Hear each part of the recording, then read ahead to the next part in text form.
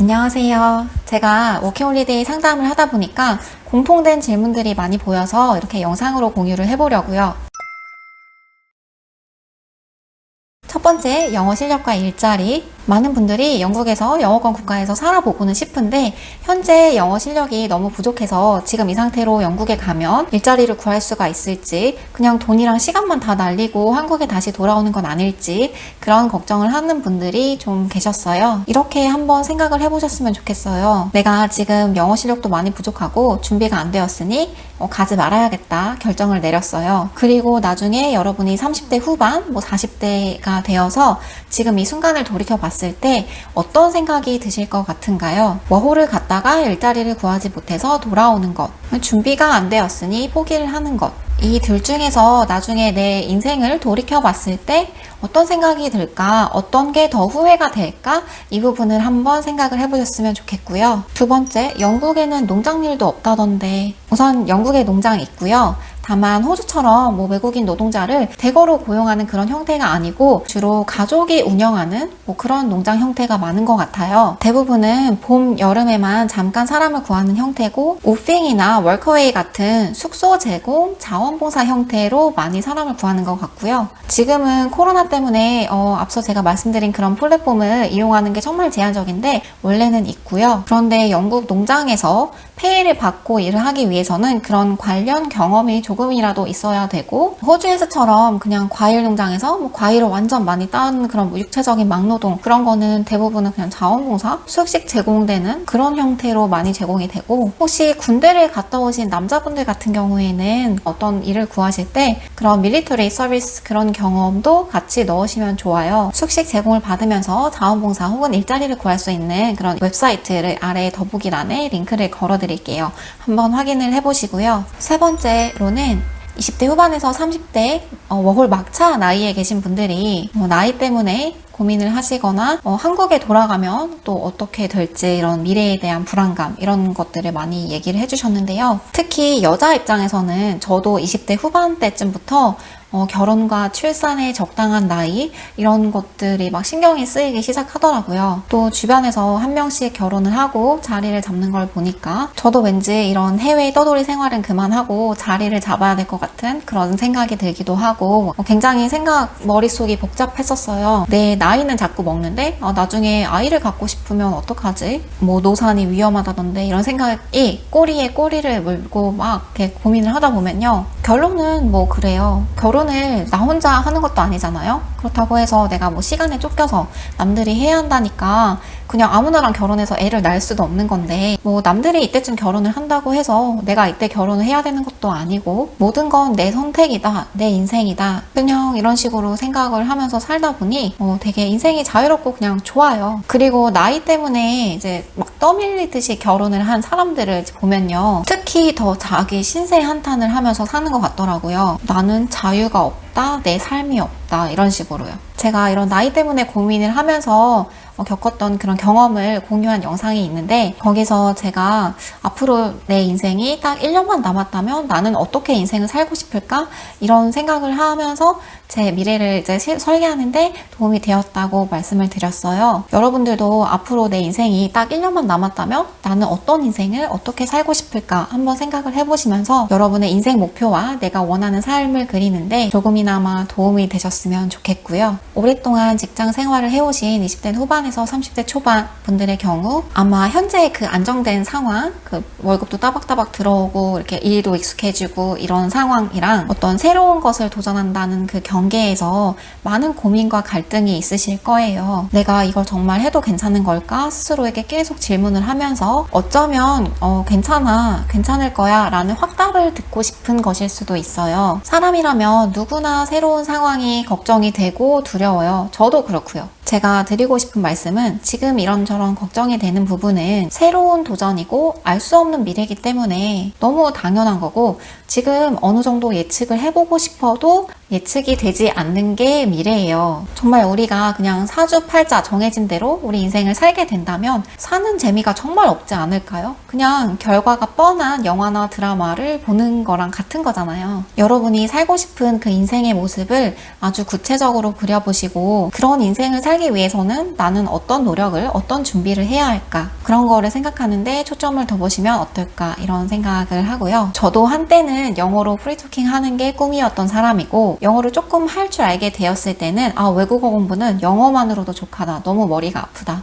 이렇게 생각했던 사람인데 지금은 포르투갈어, 스페인어도 조금씩 하는 그런 재미를 느끼고 있고 스페인어 공부를 열심히 하고 있어요. 내 인생을 내가 만들어 나간다는 건 불안하고 조금 두려울 일일 수도 있는데요. 이것만큼 설레고 재밌는 일도 없어요. 오늘 하루가 막 기대가 돼서 새벽에 일어날 때도 뭐 맨날 그런 건 아니지만 그냥 막 신나요. 네 번째, 어학연수는요. 우선 유학원에서 한 번쯤 상담을 받아보신 분들은 특히 영어 실력이 부족하신 분들은 무조건 어학연수를 추천받으셨을 거예요. 어학원에서 워킹홀리데이를 무료로 상담을 해주는 이유가 어학원을 소개하고 등록시키는 대가로 그 소개 비용을 받을 수 있기 때문이에요. 유학원이라는 그 이름 자체를 딱 생각해 보세요. 유학원은 해외에서 공부를 하려고 하는 사람들에게 정보를 주고 관련 서류 대행을 해주고 그런 업무를 하는 곳이에요. 여러분들이 워홀을 결심하는 이유 중에 하나가 영어 공부가 포함이 되어 있어서 뭐 그럴 수도 있겠다 하지만 영국 같은 경우에는 비자가 없어도 6개월 동안 영국에서 공부할 수 있고요. 6개월 이상은 학생 비자를 받아서 주당 20시간 이내로 일을 하면서 공부를 할 수도 있어요. 그런데 풀타임 잡으로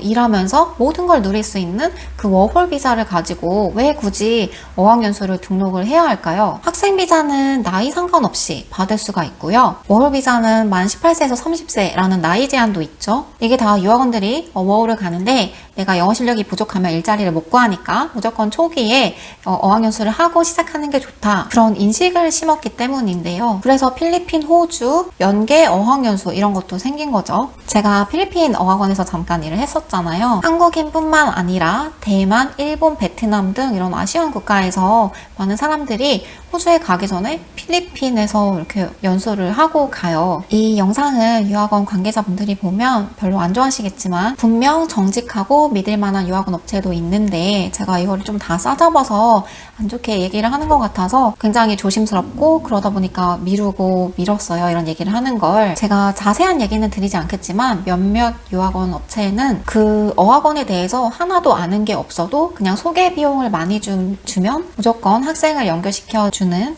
그런 곳도 있고요. 저는 지금 유학원이 무조건 나쁘다, 안 좋다라고 말하는 게 아니라 어떤 정보를 접하셨으면 그 정보를 너무 맹신하지 마시고 꼭 구글링을 영어로 해보세요. 어떤 학원을 소개를 받으셨다면 학원을 직접 검색을 해보시고 지금 우리는 그런 정보를 너무 쉽게 구할 수 있는 시대에 살고 있고 그렇게 어떤 사람, 어떤 업체의 정보를 딱 믿는다는 거는 이제는 그만해야 되지 않을까 싶어요. 그리고 여러분이 한국에서 워홀을 가기 전까지 몇 개월의 기간이 있을 거잖아요. 그리고 그 기간 동안 내가 빡세게 영어를 공부하지 못했어요. 그런 의지가 부족했어요. 그러면 그 상태로 해외 나가서 어학연수 받아도 3개월에서 6개월 사이에 내 일자리를 확 바꿔줄 만큼 그렇게 영어 실력이 절대 늘지 않아요. 그리고 학원은 그냥 그룹 형태로 개별적으로 한 사람씩 봐주는 게 아니잖아요. 그러다 보니까 내 개개인 한 사람이 말할 기회는 정말 적고요. 어학연수를 통해 인맥을 쌓는다라는 얘기를 하시는 분들도 꽤 계시더라고요. 그런데 어학연수에서 만나는 친구들은요, 그냥 내가 똑같이 영어를 못해서 영어를 배우러 온 사람들을 만나는 거겠죠. 대부분은 한국인, 중국인, 그리고 브라질, 남미 사람들이에요. 제가 좀 학생들이 많은 도시, 본머스, 브라이튼, 리즈 같은 곳을 길거리를 돌아다니다 보면 아시안 그룹으로 굉장히 많이 보이거든요. 여러분이 지금 꿈꾸는 워홀 생활은 현지인들과 일하면서 현지인들과 어울리는 것 아닐까요? 거기다 특히 지금 같은 상황에서는요, 수업이 다 온라인으로 전환이 됐어요. 비싼 등록금을 낸 대학교, 대학원마저도 온라인 형태로 수업이 이렇게 변환이 되었는데 그 돈이 너무 아깝지 않을까 이런 생각도 들고요. 저는 차라리 1대1로 화상 수업을 하면서 영국 원어민의 유튜브 채널을 통해서 공부를 병행을 하고 그리고 미트업 같은 외국인을 만나서 대화할 수 있는 그런 플랫폼이 굉장히 잘 되어 있잖아요. 그런 모임에 참석해서 실제로 영어를 써보는 그런 걸 추천을 드려요. 제가 영국 원어민 강사 그 유튜브 채널 몇 개랑 아래 미트업 링크 다 걸어 드릴 테니까 아래 확인을 해보시고요. 여러분이 영국에 가겠다, 어느 나라에 가겠다라고 결심하신 그 순간부터는요, 무조건 매일 영어로 듣고 적어도 하루에 한 문장씩은 영어로 생각을 해보고 그걸 적어보시고 그리고 또 내 주변에 있는 모든 것들을 영어로 생각하는 습관을 가져보세요. 5번째 지역 추천은요, 제가 워홀 정착지에 대해서 설명한 영상이 있어서 아래 링크를 걸어 드릴 건데요. 그 내용을 잠깐 말씀드리면 런던의 렌트 비용이 엄청 비싼 것에 비해서 그 시급은 다른 지역에 비해서 높지가 않아요. 그리고 한인 비율도 가끔 물어보시는데 제가 처음에 영국에 살 때 2013년 그때와는 다르게 지금은 어디든 웬만한 도시에는 웬만한 타운에도 한국인들이 살고 있고 한인 마트도 많이 있고 그렇더라고요. 대충 큰 도시를 말씀드리면 북쪽에는 뭐 맨체스터, 리버풀, 셰필드, 리츠 뭐 이 정도가 있고 북쪽에는 렌트비가 싸요. 그리고 남쪽에는 브리스톨, 브라이튼, 볼머스, 사우스햄튼, 옥스포드, 그리고 중간쯤에 노팅엄, 버밍엄 이런 데가 있죠. 제가 지금 언급한 도시들은 대학교가 있는 나름 큰 곳이에요. 그래서 대학교 주변에 렌트를 구하는 학생들이 있기 때문에 집값이 특히 남쪽 같은 경우에는 런던보다 많이 싸지가 않아요. 저는 여러분이 유튜브에 living in 어디 이런 식으로 영어로 검색을 해서 그 다른 지역에 대해서 좀 조사를 해보셨으면 좋겠어요. 그냥 무조건 런던에 살겠다라는 결정을 하시기 전에 영어로 듣는 게 지금 좀 어려우신 분들도 관심 있는 내용은 진짜 알아듣고 싶어서 막 공부를 하고 싶어질 거예요. 저 같은 경우에는 워크웨이 같은 그 숙식 제공이 되는 자원봉사를 찾아보거나 아니면 현지인이 운영하는 에어비앤비 같은 곳을 찾아서 한 며칠 그 지역에 예약을 해서 동네 분위기랑 이런 거를 살펴보고 그렇게 해서 정착지를 정했어요. 뭐 모든 에어비앤비가 다 그렇다는 건 아니지만 저 같은 경우에는 정착하면서 그 현지인들의 도움을 진짜 많이 받았고 아일랜드에서 지금 그렇게 알게 된 분들도 여전히 연락을 하면서 가족처럼 지내고 있어요. 이런 게 인맥을 쌓는다는 게 아닐까요? 이게 가능하려면 당연히 어느 정도 영어로 의사소통이 가능해야겠죠. 그래서 6번째 워홀 대비 영어 공부는요, 여러분이 영국에 도착했을 때 그 상황을 다 생각해 보는 거예요. 도착해서 사람을 만났어요. 새로운 사람을 만났으면 나 자기소개를 하겠죠. 그리고 내가 좋아하는 거, 내 관심사, 나는 한국에서 왔고 한국은 어떤 곳이고 내가 사는 도시는 어떻고 이런 기본적인 얘기들을 할 거예요. 그리고 한국에 대해서 잘 모르는 사람들은요, 그 규모, 어느 정도 큰 나라인가를 보기 위해서 인구수가 어느 정도 돼? 이렇게 많이들 물어보기도 하더라고요. 그러면 우리 5,100만? 이런 거 영어로 저는 숫자로 말하는 게 너무 헷갈리는 거예요. 아직도 가끔 그래요. 우리나라 같은 경우에는 5,100만? 그러면 51 million 아니면 just under 52 million 이런 식으로 얘기할 수도 있겠죠. 그리고 영국이 66 million이래요. 그리고 영국식의 표현과 단어들, 예를 들면 우리는 뭐 thank you, thanks a lot 이런 거 많이 하지만 영국에서는 버스를 내리면서 사람들이 막 cheers 이러면서 내리는 거예요. 그 cheers가 우리는 이렇게 그 잔 부딪힐 때 짠 하는 그런 것보다 thank you 대신으로 많이 쓰고, 그리고 뭐 trash도 rubbish로 써요. 그래서 또 우리가 뭐 일상적인 표현으로 그지 같아 이런 말 할 때도 it's rubbish 이런 식으로도 많이 쓰고요. 단어 같은 경우에도 우리는 미국식으로 pants 이렇게 배웠지만 여기는 trousers라고 쓰고 pants는 그 속옷 팬티 있죠? 그거를 말해요. 이렇게 미국 영어랑 조금씩 다른 영어들이 쓰이고 있기 때문에 호주도 조금 다르고 단어 쓰이는 게 이렇게 조금씩 달라요. 진짜 나라마다.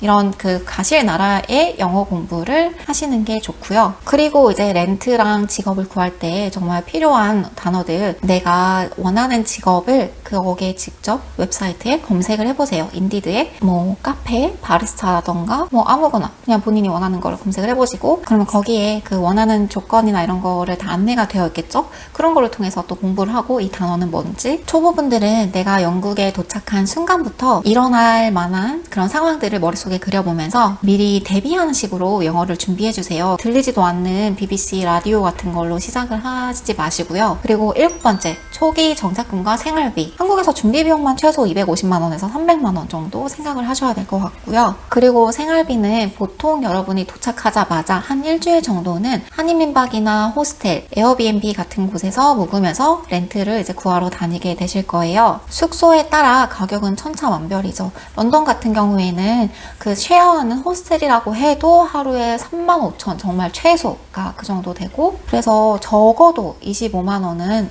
잡으셔야 될 거예요. 일주일 동안. 그리고 거기다 이제 먹는 비용까지 들겠죠. 런던을 기준으로 하면요, 교통이 조금 잘 연결되어 있는 그런 곳은 정말 최소 650파운드, 그리고 다른 사람이랑 방을 같이 쓴다는 조건 하에서는 2인실 이런 데는 400에서 450파운드도 가능해요. 한 달 월세가. 교통은 또 런던 기준으로 버스나 튜브를 타고 출퇴근하는 그 매일 쓰는 거죠. 그렇게 하시면 존에 따라서 교통비가 12만 원에서 15만 원 정도 생각을 하시면 될 것 같고, 사람마다 다 달라요. 식비는 영국이 외식비는 정말 싼데 사서 해먹는 거는 솔직히 한국보다 싸요. 내가 사서 해먹는 거로 치면은 한 달에 300파운드 정도면 괜찮지 않을까? 이렇게 생각이 들고, 만약에 내가 술을 좋아하고 밖에서 사 먹는 거 좋아하시는 분들은 한 500파운드 정도까지 생각을 하셔야 될 것 같아요. 보통 초기 정착금으로 한 3개월 정도 생활비를 생각하고 오시는데 한 600만 원 정도를 많이 가져오시는 것 같더라고요. 제가 지금 말한 게 정답이라고는 할 수가 없어요. 다만 저는 젊었을 때 여러분들이 이 워홀이라는 좋은 기회를 잘 준비해서 잘 활용해서 꼭 내 인생을 업그레이드 할 수 있는 기회로 만드셨으면 좋겠다라는 생각으로